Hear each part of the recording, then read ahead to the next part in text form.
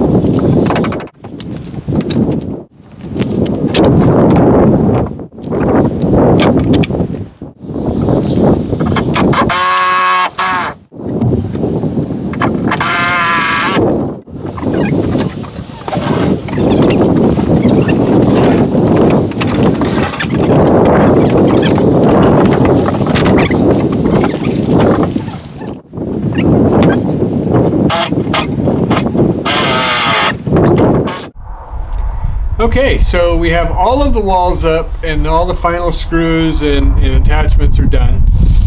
So now we're going to move on to the rafters.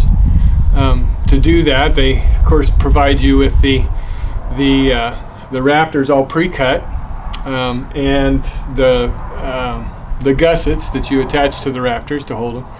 And then they tell you to basically to put a block, screw a block down on the floor.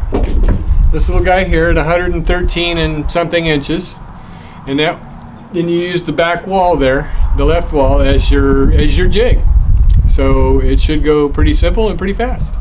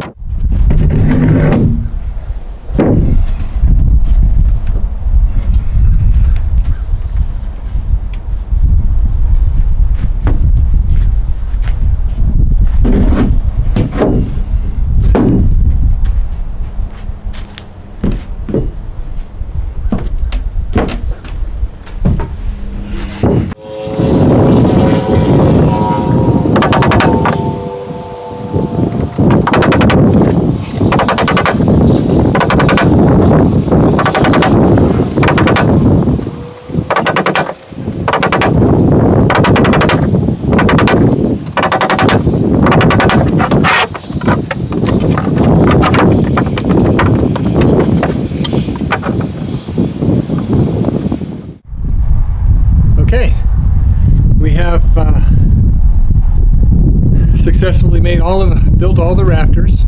Now it's time to mark the top cap so we can place the rafters 24 inches on center. So I'll be doing that now.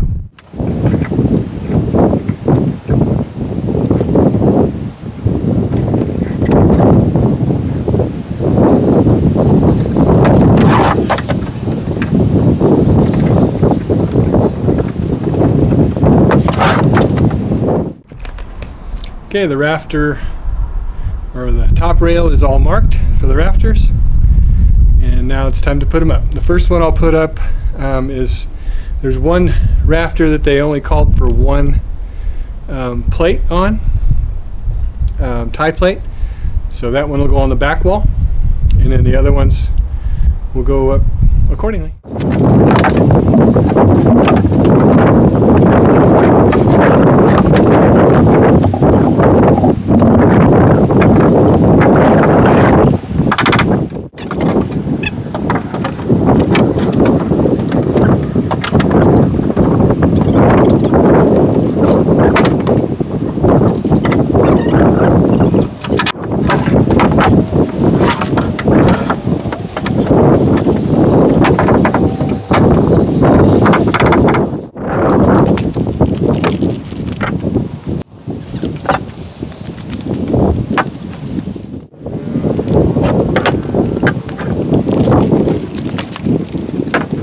Okay, now we're working on the gable siding for the back gable.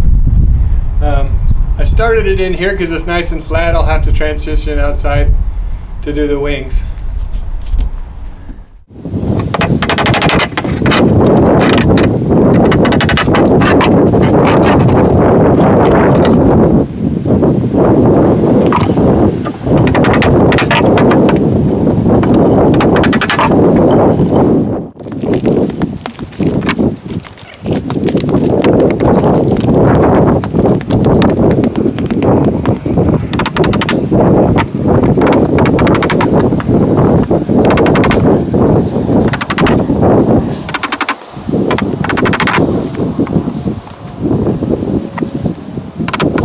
Okay, attempt number 1 to put the gable up.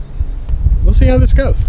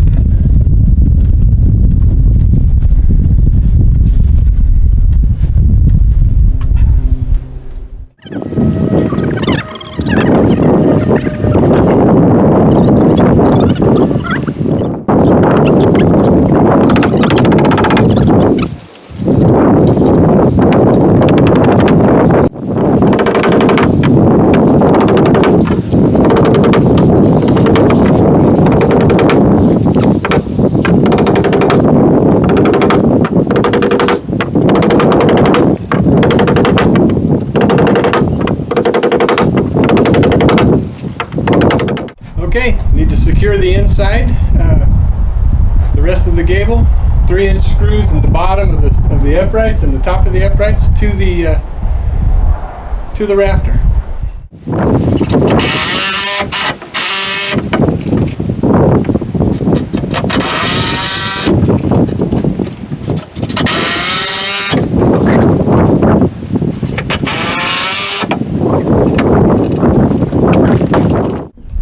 Alright, that's pretty secure. I gotta go nail up the outside now.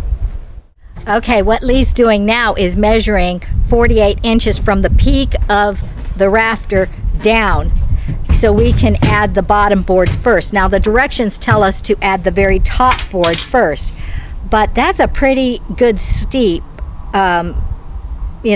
incline or decline or whatever climb it is.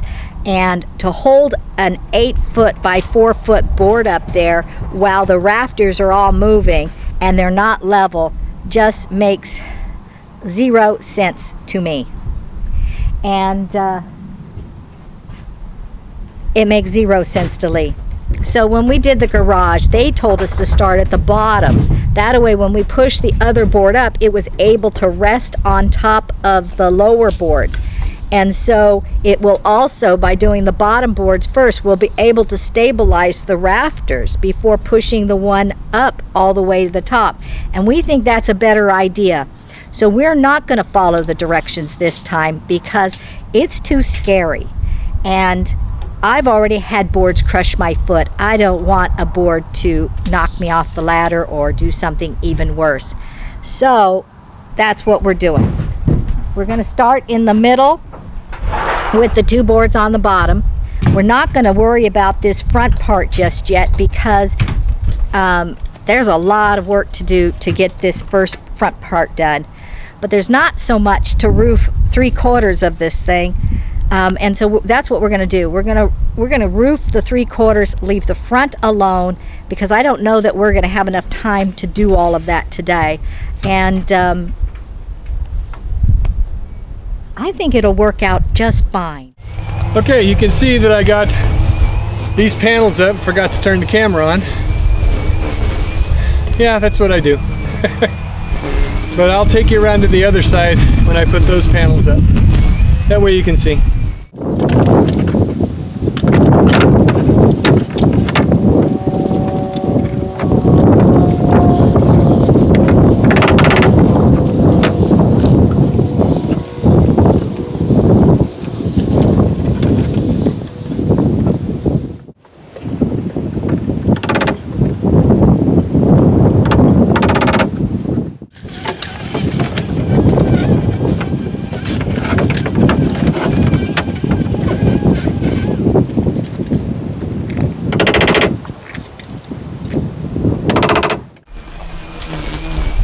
There you go. 2 more pieces to go.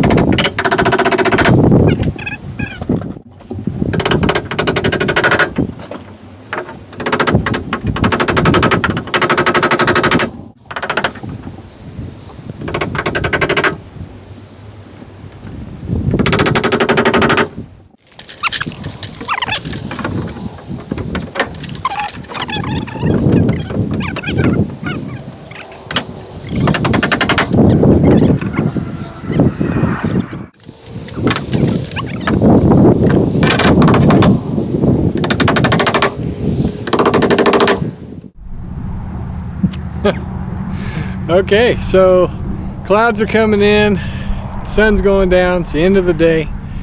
We got done all we can get done for today, but we're coming back tomorrow. See if we can finish that roof up. Cross our fingers. God bless you. Thanks for watching.